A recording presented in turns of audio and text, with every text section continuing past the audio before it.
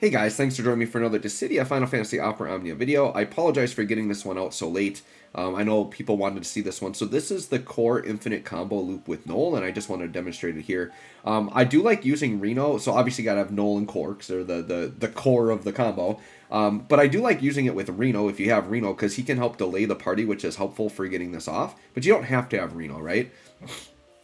So the general idea with this, and when I initially was doing Noel's guide, I mistakenly thought you got like the party breaking on the BT, but it's actually just as FR. So FR only Noel can do this infinite combo, and we do get it off in this video now. I decided to stop recording after a certain point because depending on when you pop it off, it's going to take a while, right?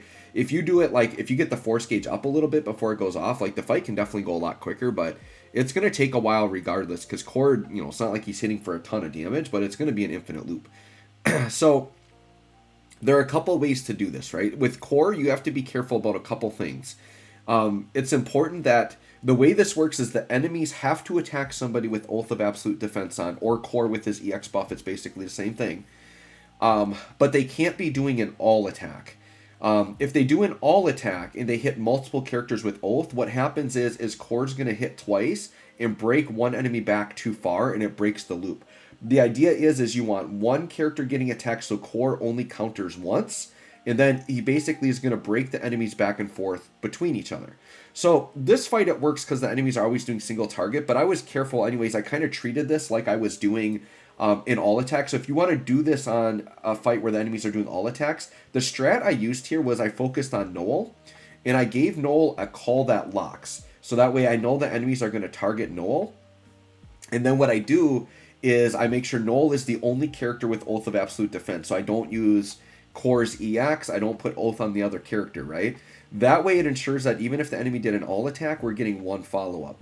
And then the general idea, so in this situation, and I don't remember exactly when it pops off, and you obviously have to be in Noel's FR. So we got to fight for a little bit to get up to Noel's FR. So we're going to kind of just like go through the motions here.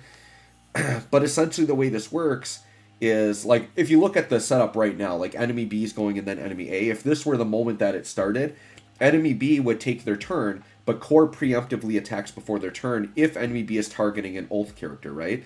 So they would be targeting an Oath, the Absolute Defense character, core would follow up. Noel's FR makes it so every character breaks. So what happens is this core breaks enemy B behind enemy A, and then enemy A is starting a new turn, which is going to trigger another core preemptive strike, which then will break enemy A behind enemy B, and then now enemy B has like a new fresh turn again. So it just infinitely loops like that. What happens if there's an all attack and they're hitting multiple all, Oath of Absolute Defense, if enemy B did an all attack right here, right, and we had Oath on multiple characters, core would hit enemy B behind enemy A, but then core does a second preemptive strike and puts enemy A like behind one of your own characters, and that breaks the loop. You have to have just the two enemies next to each other.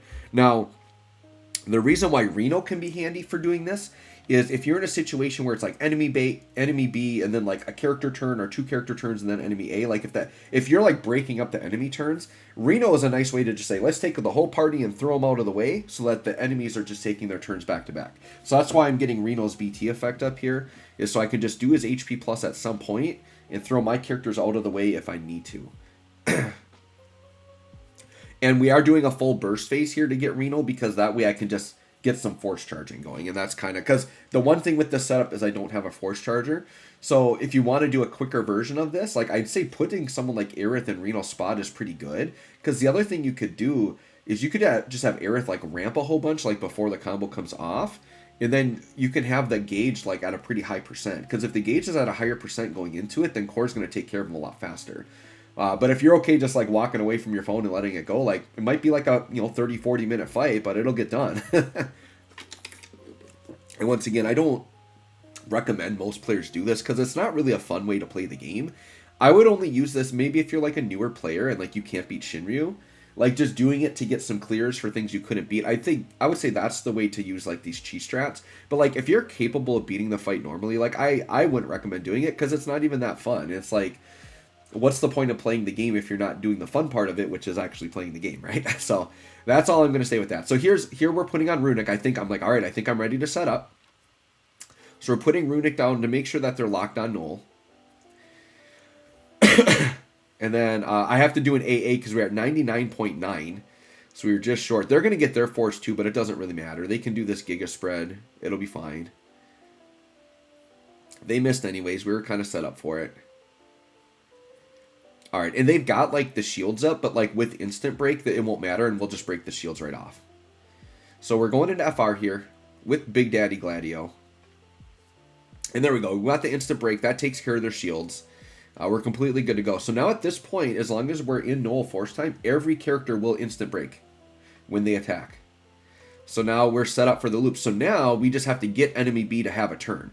This is where Reno comes in handy because look at all the turns I ended up with. So we're going to do Turks combo. We're going to throw ourselves way back there. So we're going to delay as much as we can. So we kind of got an odd one with enemy B there. That's fine because he broke into Reno. We can use Turks combo again and push us back again. So like, yep, let's just push back. And I think the combo is going to start right now. So here, there we go. We got B and A. And here it goes. Core's attacking, breaks. Now A has a turn. Core preemptive, breaks. Now it's B's turn. Core preemptive, breaks.